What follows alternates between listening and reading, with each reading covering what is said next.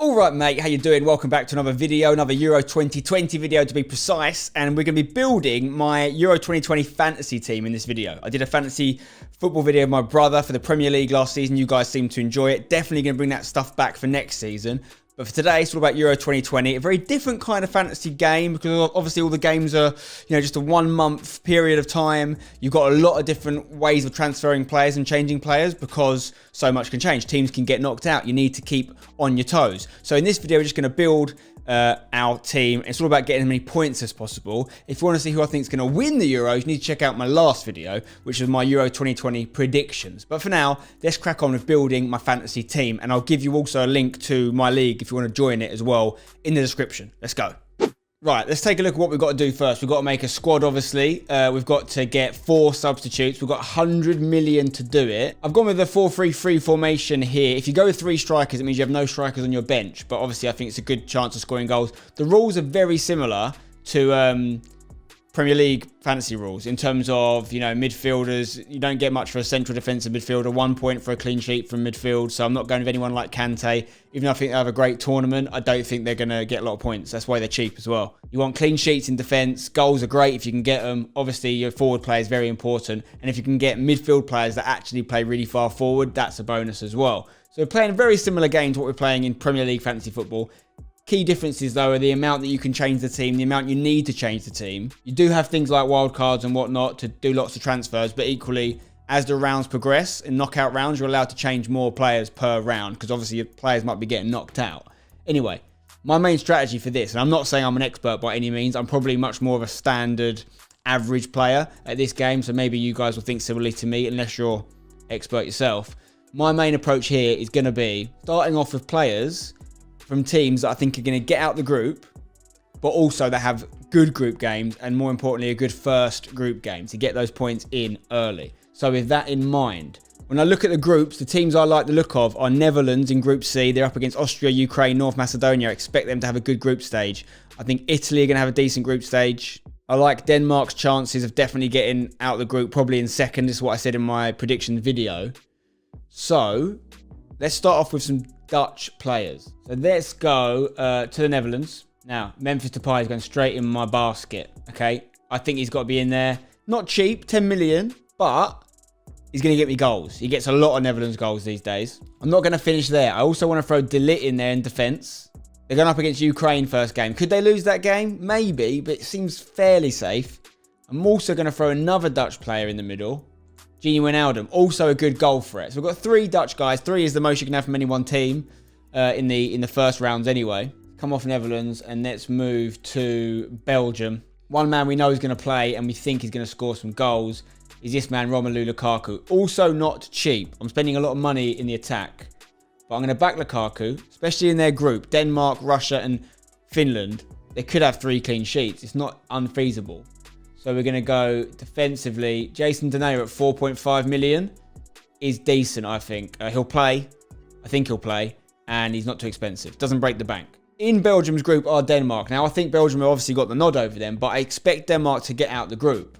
And for that reason, I want to put some Danish players in there. Who do I like the look of here? This man. Kea, the Milan centre-back, is going in. I'm also going to put Kasper Schmeichel in as my goalkeeper. Neither of them expensive. I'm hoping Denmark can keep some clean sheets. Now, we've got Memphis Depay and we've got Lukaku up front. That's goals. We're going to add another person to it, which I think is going to be goals. This man, Bosch, Harry Kane. Again, expensive. I'm using a lot of my money in that front 3. But I think those front 3 are all going to get out the groups. I think they're all going to score goals. So Harry Kane is in there with Lukaku and Depay. Really happy with that. In midfield now, I like the look of Portugal this year a lot. I was thinking about putting Ronaldo in at one point, but I went with a different front 3. But in Portugal, we go to midfield. This man's a cheat code for me. Jota is going to play as part of a front 3, but he's down as a midfielder. For 8.5 million, I like him. I like him as a purchase. He goes in. Sorry, I've just realised I've got the wrong formation. I don't want to play 4-3-3. I want to play 3-4-3. Sorry. So we're going to go 3 centre. So we've got our 3 defenders already. 2 more midfielders to go in. I like Italy's chances this year. I definitely want to have Italian representation in this team. Chiesi is going to go in there. 7 million. I expect him to play. I expect him to score. Now we need like a nice squad booster in the middle. Someone that can score goals. Maybe not too expensive. Got to have some West Ham representation there, haven't we, boys? Thomas Souček. If anyone's going to score for them, I feel like it could be him. I was very close to putting Mason Mount in my team because I really like Mount. I think he'll have goal contributions for England for sure. I just want to make sure he definitely starts. I'm very confident he will. I think Southgate likes him, but because we've played Grealish in the 10 the last 2 friendlies, and he's done quite well, you never know. So I expect to be transferring Mount into my side at some point once I know how the England team's going to set up. But he's actually $1 million cheaper than Wijnaldum. So I'm still torn on that one. I might change it before the first game starts, but Wijnaldum at 8 million definitely plays. Constant goal threat for the Netherlands. I think I've just got him going because of their group probably. England could have a couple draws or something in the group, you never know. But I expect Netherlands to do better than that. I don't know. I could be getting this one wrong. Mount at 7 million. We're going to go for Wijnaldum for now. So that's actually my starting 11 done. We just need to sort out the substitutes now. We want to save some money if possible. We've got 18 million left for 4 players. That's an average of like, I think 4.5 million per player. And I can't put a striker on there because I've got all my strikers used already. So defensively, we're going to go with, let's have a look. England, John Stones. 5.5 mil. He'll come in at some point. I just don't want to go in the first game. So I want Stones to be in when Maguire's in. Ideally, I don't think Maguire's going to play the first few games. So Stones is on the bench for us. Another centre-back I'm going to throw in. I'm not going to lie. I'm not 100% sure he plays. But because he's cheap, Kabak, who was at Liverpool this year on loan, is going to go in there with Stones. We need a cheap goalkeeper. That's not a problem.